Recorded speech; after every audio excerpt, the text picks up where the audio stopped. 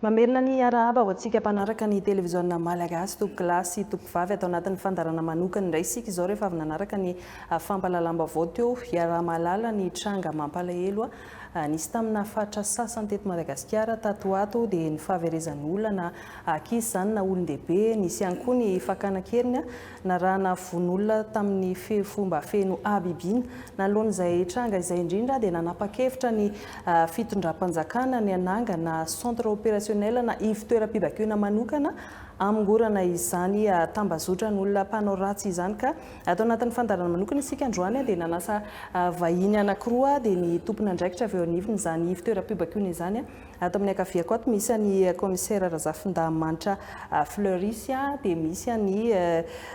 Rasolo Arson Monica izay solitena eo anivony ministeran'ny serasera sy ny kolontsaina ihany koa moa izany ao anatin'ny fandrindrana ny serasera taleny radio Madagasikara no anisany ahafantarantsika azy ihany koa miarabanareo mianadary mankasitraka anareo nanaiky sainy televiziona malagasy atao anatin'izao fandarana manokana izao. Dia faly miaraba ny tompona andraikitra ato amin'ny televiziona malagasy faly miaraba ny mpijery ny televiziona malagasy ary indrindra ho antsika rehetra teknisiana ato anivon'ity televiziona malagasy ity. Miarabanao Iantsa, miaraba commissaire, miaraba antsika rehetra izay manaraka izao fandarana manokana izao. Misy ny centre opérationnel na ny ivy-toeram-pibakiana oviana ny tena napetraka izy io ary nanomboka ny asa izavo no mandrafitra n'izany centre opérationnel mitsangana izany amin'izao fotoana izao dia inona ihany koa ny tena asa atao anatin'izany. Mamela aloha Iantsa ianao iray fo handefa ity ampita ity afatra ity fa ankahery manokana ireo izay fianakaviana manamanjo na moyavana tao anatin'izao tranga izao. Eo ihany koa ireo fianakaviana izay mbola ao anatiny fitadiavana ireo havana tsy hita dia mankahery manokana an'izy ireny isika miray fo aminareo ihany koa ny fitondram-panjakana miompona ao anatin'izao tranga mampalahelo mitranga eto amin'ny firenena izao. Araka nambaranao teo misy ilay centre opérationnel na ivy-toeram-pibaikona izay najoro anisan'ny fandraisana andraikitra ataon'ny fitondram-panjakana manoloana ireto tranga ireto nijoro tamin'ny 9 Jolay 2024 izy io izay ikambana ny vondronana ministera maromaro ahitana aloha ny hery fiarovana sy ny filaminana ny polisy pirenena ny gendarmerie pirenena tafika malagasy eo ihany koa ny ministeran'ny ponina ny ministeran'ny fitsarana ny ministeran'ny fahasalamam-bahoaka ny ministeran'ny serasera sy ny kolontsaina ny ministeran'ny fampiroboroboana ny atao arakajy mirindra sy ny postra ary ny fifandraisan-davitra eo ihany koa ny jirama. Inona no atao anatin'izany ivy-toeram-pibaikona izany? Izy io no napetraka andrindra ireo asa rehetra ataon'ny mpitandro filaminana eny an-kianja. Izy ihany koa no mamolavola ny paikady sy ny asa rehetra ho atao ho anerana ireo hery-velona rehetra mba hamongorana hiadiana amin'ity trangana fahaverezan'olona mampiahy ity. Mikatsaka ihany koa ny hoenti-manana ao anatin'ny fanatanterahana izany asa izany ary mifandray amin'ireo mpiantsehatra hafa ahafahana manetsika ihany koa ny mpiantsehatra rehetra ara-potoana mba hahazoana vokatra mivaingana mipaka any amin'ny vahoaka malagasy. Misy moa ny asa fisorohana atao anivon'izany centre opérationnel izany anivon'izany ivy-toeram-pibaikona izany amin'ny alalan'ny fanaovana fisafona sy amin'ny alalan'ny fanaovana fanentanana. Ankoatr'izay nefa dia misy ihany koa ny asa fanenjehana satria mijoro ihany koa ny cellule mixte d'enquête eo ihany koa moa commissaire hanamafy an'izay mety hoe tsy voalaza ao anatin'izay. Marina tokoa fa natsangana io centre opérationnel io ny toerana misy azy moa dia eo amin'ny commissaire foiben'ny Tsaralana ary araka tenin'ny namako tatsy dia maro ireo tompona andraikitra ao ministera isan-tsokadiny izay tena mandrafitra n'io centre opérationnel io. Efa voalaza teo daholo moa izany ny atao hoe ny asa sy ny andraikitra san'io centre opérationnel io fa izany hoe ny tiako tsindriana sy mariana eto dia ny fiara-miasa eo anivon'ireo tompona andraikitra ireo dia tena mirindra dia mirindra tokoa. Ho tsika mpanao gazety mialatsiny antsa afaka manatona eny maka vaovao ihany koa isika mba hisitrahany vahoaka malagasy ny vaovao marina sy voamarina. Idirantsika izay resaka vaovao marina sy voamarina izay Ramatoa Monica Rasolason rehefa avy eo fa voalaza teo hoe nanomboka tamin'ny fahavalon'ny volana Jolay no nijoro ty fitoeram-pibaikoana ity androantsika fa 24 volana Jolay hatreto komisiera raha ny tatitra voarainareo sy ny fitarainana tranga takitakiny eo navy nazaonareo fitarainana ao anatin'izay fahaverezan'olo izay dia ho an'ny faritra Analamanga ihany ve sa manerana ny Madagasikara ity fitoeram-pibaikoana ity? Ny fitoeram-pibaikoana moa zany dia ny toerana fotsiny no tsara lalàna fa ny asa dia natao an'ireo faritra misy eto Madagasikara. Izany hoe ny angom-baovao rehetrarehetra dia alefa ao amin'io fitoeram-pibaikoana io ary ao no mandrindra izay rehetra izay. Ao no mandinika ny vaovao izay voazo ary ampitaina amin'ny ny olona rehetra izay eny an-kianja izany na ampitaina amin'ny tompona andraikitra ambony. Araka ny fanontaniana izay napetraka teo dia ho inona daholo ny karazana zavatra miseho. Ny zavatra misy ao matetika dia ao moa zany le fandikan-dalàna mazava ho azy ilay atao hoe fakanan-keriny. Ao ihany koa leo manararoatra angamba izay manana olana ao amin'ny tokantrano dia mandeha mivoaka dia tsy hita tsy miteny amin'ny fianakaviana fa dia lasa fotsiny izy mandeha. Ao indray ny azo lazaina hoe ireo zaza maditra famalivaly amin'ny ray aman-dreny dia tsy manaraka ny tenin'ny ray aman-dreny dia mitsoka izy na amin'ny teny fahalalàna dia hoe fuga angamba filaza azy amin'izay. Ka maro ankoatran'izay mbola misy ihany koa ireo fandikan-dalàna hafa na zavatra miseho amin'io voaray anay ao amin'ny centre opérationnel io fa santionina zany ireo nameko anareo. Izany hoe amin'ny fomba fiasany tiako idirana lalinanina kokoa raha misy zany olona anankiray tsy hita, inona no réflexe voalohan'ny olona manatony eny fokotany sa mpitandro filaminana sa manatony eo anivon'ny fitoeram-pibaikoana avy hatrany dia manarak'izay ihany koa raha misy olona tratra nangalatra olona afaka manatona aiza ny olona ao anatin'izay. Raha misy olona hita ihany koa dia ahoana ny tokony atao? Mazava ho azy fa misy ilay système d'alerte moa zany tsy maintsy napetraka dia raha eny anivon'ny fokotany izy dia mazava ho azy tsy maintsy ny tompona andraikitra voalohany moa zany no mandray ny fanapahan-kevitra na ilazantsika izay mahita n'ilay tranga ny président fokotany no mazava ho azy. Afaka miantso ihany koa nareo ilay lahara tarobia 720 na ilay 720. Ny manarak'izay misy mpitandro filaminana eny miantsehatra eny ary efa nomena baiko manokana mihitsy mikasika izay fandraisana andraikitra izay raha ohatra ka misy fitarainana voaray an'ilay mpitandro filaminana izay manao ny fisafona na mandeha misava eny amin'ny arabe izay hitantsika eny. Zany hoe tsy tokony ho sarotra zany ilay atao hoe fiantsona na fanairana faran'izay aingana raha misy tranga miseho. Afaka atao ihany koa ny manantona ny cellule d'enquête. Zany hoe io ao tsara lalàna misy azy dia izay olona manodidina eo afaka manantona an'izany cellule d'enquête mixte zany. Ny tena mampiroro ny sain'ny olona komisiera le misy an'ilay very dia avy eo misy mamona fomba feno abibiana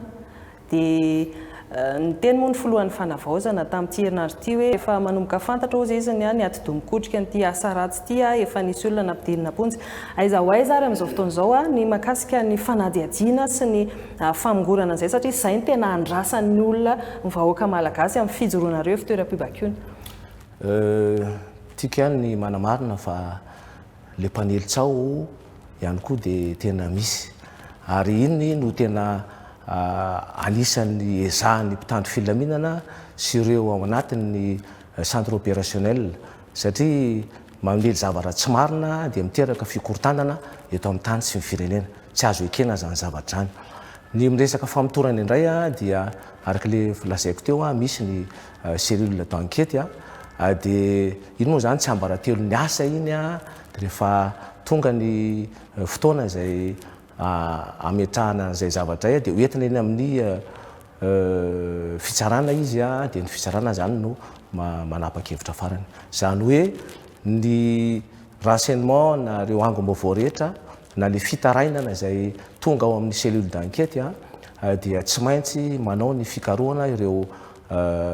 enquêteur zay nga malaza azy amin'ny teny frantsay dia manangona porofo rehetra dia mitondra anazy ao amin'ny fitsarana.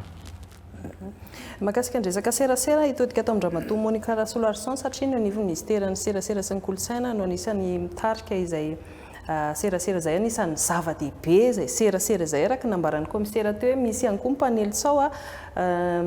misy le tranga fa le panely vaovao tsy marina ihany koa be dehibe mampitombo ny fitaintainan'ny vahoaka serasera tahaka ny ahoana zany ny ataonareo mitatitra ny asan'ny seho fotsiny ve sa misy fanentanana sy fanabeazana ihany koa ao anatin'izay? Araka ny fomba fiasa eo amin'ny serasera moa dia hoe ny zavatra rehetra dia serasera avokoa. Tsy dia hoe mitatitra ny asa eo anivon'ny fitoeram-pibaikoana tsy izay rery no atao anatin'izao ady ombonana izao. Ady ombonana izy ity antsa. Eto dia te hisarika ny saintsika rehetra fa misy ny anjara andraikitra manandrify antsika tsirairay ao anatin'ity zava-miseho eto amin'ny firenena ity. Ho antsika ray aman-dreny moa dia anterina ny fanentanana atao ny amin'ny hoe isika aloha no tompony andraikitra voalohany amin'ny zanatsika ary entanina hatrany hoe andeha isika samy anamafy ny fepetra rehetra mba ho mailo amin'ny fiarovana fiahinany zanakitsika. Ny teknôlôjia ny serasera amin'izao dia tena mivoatra tokoa ary anatiny tambajotra sosialy tambajotra serasera no hamoahany olom-pirenena ny vaovao sy ny tranga izay hitany eny amin'ny fiarahamonina rehetra eny. Araka ny nambaran'ny komisera teo anisany mbola fanetry be ankoatra ity tranga efa miteraka savorivory ity mbola fanetry be miteraka savorivory ihany koa ny fanapariahana ny vaovao tsy marina tsy voamarina eny amin'ny tambazotra serasera. Misy lalàna mifehy izy io ary te hisarika ny saina hoe andao sika mba haka ny toeran'ireo fianakaviana izay hiaram-boina na olona izay avoakatsika eny amin'ny tambazotra serasera tsy ahitana porofo manamarina akory ny zavatra misy mahakasika azy.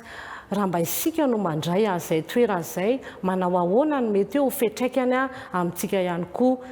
dia manentana ny olom-pirenena hoe rehefa misy ny vaovao mitranga na zava-misy anankiray hitatsika eny amin'ny tambazotra serasera eny dia aza tonga dia anana n'ilay fihetsika hanaparitaka na ino avy hatrany fa aleo mianatra miahiahy foana aloha mialohany hoe fanekena hoe izay tokoa ve ny vaovao tena izy mba tsy hoe avy amintsika indray koa no hiteraka ny savorovoro hafa anakirotana neto amin'ny firenena. Entanina hoe jerena aloha hoe iza no mamoaka an'ilay vaovao, pejy iza no mamoaka an'ilay vaovao,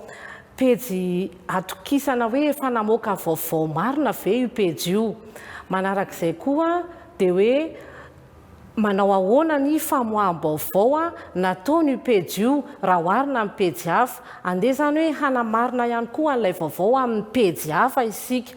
dia vakiana hatramin'ny farany ihany koa ilay horonan-tsary na ilay vaovao izay avoaka fa matetika fanaiterana fotsiny ny atao ao fa tsy tena hoe vaovao mahakasika ny tena hoe fiarahamonina ihany koa na tokony hoe tera-boka-tsoa ho an'ny fiarahamonina. Ankoatr'izay moa dia misy ilay hoe tena hoe olon-dratsy ratsy fanahy fotsiny handeha hanaparitaka an'ireny vaovao ireny fotsiny hoe hanakirotana ny saim-bahoaka ka aoka isika olom-pirenena izay tompony andraikitra mba tsy ho tafiditra ao anatin'izay asa fanakorontanana izay ary misy lalàna mifehy io na famoahana an'ireny sary ireny ary dia misy lalàna mifehy ihany koa hoe sary manao ahoana tsy tokony avoaka raha sary mampivarahontsana tonga dia misy mamoaka avy hatrany miteraka fanakorontanan-tsaina aty amin'ny piraitandrazana zany. Sarina ankizy tsy azo avoaka mihitsy ireny sarina ankizy ireny raha tsy hoe nahazoana lalàna avy amin'ny ray aman-dreny lalàna voasoratra ho amin'ny fiarovana ny zoan'ny ankizy zany. Dia entanina isika tsy hanjifa avy hatrany hihinanam-bolony an'ireny vaovao ireny. Ny tompona ndraiky mpanjakana maefa efa mandray ny anjara ndraiky ny manandrify an'izay dia isika olom-pirenena ihany koa dia entanina tsy ho tafiditra ao anatin'izay. Dia misy moa ny fanentanana izay efa atao amin'ny alalan'ny peta-drindrina sy amin'ny alalan'ny fampahafantarana amin'ny hainao aman-jery izay hainao aman-jery manara-dalàna no anaovana azy ireny mba ho famoahana ihany koa sy hoe fanehoana fa manana ny fahaiza-manaony ihany koa ny hainao aman-jery matianina. Dia misy an'ireo mpanao gazety matianina izay manana adidy sy andraikitra ny amin'ny tsy famoahana afa-tsy vaovao marina sy voamarina. Manahoana ny fahafahana maka vaovao zany eny anivon'ny ity centre opérationnel ity ho an'ny mpanao gazety rehetrarehetra? Efa misy ny lamina manokana napetraka momba an'izay antsa ho antsika mpanao gazety dia azontsika atao ny manatona eny amin'ny centre opérationnel eny Tsaralalàna manontany ny vaovao ao fa matetika moa zany amin'ny hariva ny tena misy ny angom-baovao tonga ao izay azo hifampizarana fa amin'ny atoandro ohatra antsika mpanao gazety ihany manangona ny vaovao ny ao amin'ny fitoeram-pibaikona. Maraparana ny fandarana sika itodika eto komisera aina no resaka eto komisera nijoro ity fitoeram-pibaikona ity afaka matoky ve zany vahoaka malagasy fa afongotra nyity tambazotrana mpangalatr'olona sy mpanao ratsy ity ny fijoroan'ny CEOSA misy fiara-miasa hafa ihany koa amin'ny vahoaka malagasy angatanareo dia ina ihany koa ny teny fanentanana na teny atsipy mba ho an'ny fisorohan'ny daholobe. Ny zavatra hitantsika aloha tatoato dia mitombo zany ny olona mampilaza ny zavatra niseho taminazy na ny tsy fahitana olona. Misy ane olona efa tsy te efa ely tonga izy mandeha mampilaza ao amin'ny centre opérationnel. Ny zavatra faharoa dia hita fa misy olona tsy hita fa noho ny herim-pony sitrapony no natonga azy nitsoaka n'ilay toerana. Ary ny zavatra fahatelo tsapanay ao amin'ny CEO dia ny ena na tsy misy mihitsy angamba ny lazako azy ireo fitsaram-bahoaka sy ireo olona atao hoe lasany fa mbola tsy niverina ankehitriny. Zany hoe misy ny ezaka nataon'ny fitondram-panjakana amin'ny fanentanana sy ny fampitana vaovao marina. Ny tanjona moa dia tena ho foana ilay izy ary zany ny ezaka zany ny fanampy ataonay ao amin'ny CEO izay hikambanana ireo tompona andraikitra ministera tsirairay avy. Misy ireo atao hoe fanentanana eny anivon'ny fokotany misy ireo fametahana afisage misy ihany koa ireo atao hoe fidinana fotony mihitsy manao fisavana le fiara izay misy ny vitre fumée reny mety mieritreritsika fa inona moa zany nidiran'ny vitre fumée amin'ity zavatra ity fa ny anay mpitandro filaminana dia misavy izahay dia tokony avelantsika malalaka zany hanao ny asany mpitandro filana so sanatriny zany zay zany le izy dia miezaka mafy izay mpitandro filaminana sy ao anatin'le CEO mametraka an'izay paikady vaovao zay. Ary manarak'izay misy ihany koa ny fidinana eny an-toerana eny fotony amin'ireny arabe reny elakelatrano reny izay ataony mpitandro filaminana na andro na alina io. Ary misy ny savaina ireo karapanondrom-pirenena ary reny dia tokony hoentin'ny olona eny aminazy eny satria ny iny no zavatra anankiray na taratasy iray ahafantarana ny olona tsirairay avy. Ny fanentanana moa dia aoka isika hiara entana ary aoka isika tsy salasala mihitsy hanao ny fitorihoana ary indrindraindrindra ny fanarahana ireo fepetra rehetra izay napetraky ny fitondram-panjakana na ny eo amin'ny fanomezam-baovao zany na ny resaka hoe fitazomana zany tsy ambaratelo zany izay hoanay ao anatin'ny CEO. Dia manana nampiana ianao indrindra ireo laharatarby tsara ho fantatry ny vahoaka malagasy raha sendra misy tranga. Ny laharatarby araka ny fanambara teo dia ny laharana 720 sy ny 720. Laharana maimaim-poana ireo na ligne verte hoy isika. Fa ety ampamaranana ny fandarana ihantsa dia tiana ihany ny manamafy hoe ho antsika olom-pirenena ho antsika vahoaka malagasy sahia mitoroka sahia mandeha manatona ny tompona ndraiky mpanjakana maefa raha misy tranga mampiaya raha misy tranga hafahafa eny amin'ny fiarahamonina misy atsika eny a manatona ny tompony andraikitra eo anivony fokotany a fa mandray ny andraikitra manandrify azy a ny mpitandro filaminana ary andeha ho tohanana ny mpitandro filaminana ady iraisan'ny firenena ity atsika avatsika malagasy no tsy hita avatsika malagasy no mamony ainy a zanakitsika malagasy no hiarany herisetra dia andao irahina isika malagasy a handray ny andraikitra manandrify antsika tsiraray avy tsy sanatria faniliana andraikitra fa fiarahamientana antso fiarahamientana sy firaisankina hamongorana n'izao loza miatra amin'ny firenentsika izao dia farany hoe isika malagasy manana ny soatoavina tsy isika malagasy no fantatra amin'izany hoe mandatsakaina manao abibiana amin'ny piraitanindrazana amintsika amin'ny zanakitsika dia misarika ansaina mampandinika atsika rehetra hoe aiza ho aiza ilay soatoavina maha-malagasy atsika aiza ho aiza isika mitonina olo-pirenena malagasy tompony andraikitra dia apetraka amin'Andriamanitra moa ny fandaminana ny zavatra rehetra ihany koa ankoatra ny hoe fandraisana andraikitra efa atao eny anivon'ny fitandrona ny filaminana. Ny zavatra tiako tsindriana ihany koa namana isany a dia mety voateny foana hoe CO eto Tsaralalàna eto Antananarivo fa misy CO ihany koa zany any amin'ny faritra tsiraray avy any a dia afaka manantona ny tompony andraikitra tsiraray avy zany a itsika raha ohatra ka misy fanazavana antanitsika amin'izareo na fanampiana ilayntsika. Inona fa feno izay fanazavan'izay ankasitrahany ianareo tondra izay tsara fantatra rehetra izay mialohan'ny teny isarantsika dia averina amintsika hatrany ilay lahara tarby azo antsoina raha sanatria misy trangana fahaverezan'ny olona dia ny lahara tarby 147 sy ny 119 770 sy ny 770 maimaim-poana tsy mila fana ny fiantsoana azy ireo dia ankasitrahany ianareo ny vahita atao anatin'izao fandarana manokana izao dia mametraka ny mandra-piona tompoko. Veloma tompoko. Sotra betsaka dia mandra-piona indray. Mandra-piona tompoko.